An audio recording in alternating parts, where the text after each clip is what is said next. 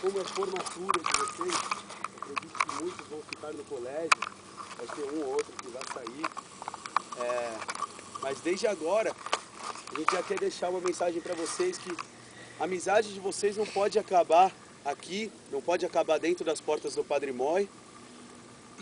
Que quando vocês saírem do Padre Mói, quando vocês forem para a faculdade, quando cada um tiver seu trabalho, quando vocês estiverem velhinhos, de coração, nós conhecemos vocês na segunda-feira, mas de coração nós queremos que vocês sejam amigos, felizes e continuem mantendo essa amizade de vocês aí para o resto da vida, beleza?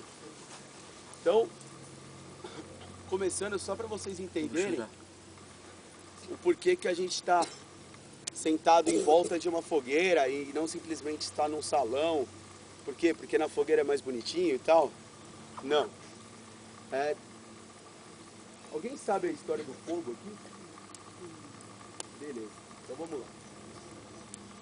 Quando o homem conseguiu controlar o fogo, fazer o fogo, a partir daí que foi surgindo o que a gente chama de amizade.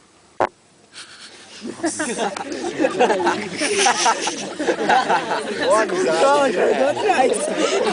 Isso é uma prova de amizade.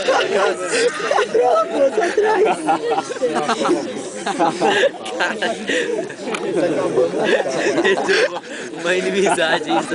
Segura aí, velho. Segura.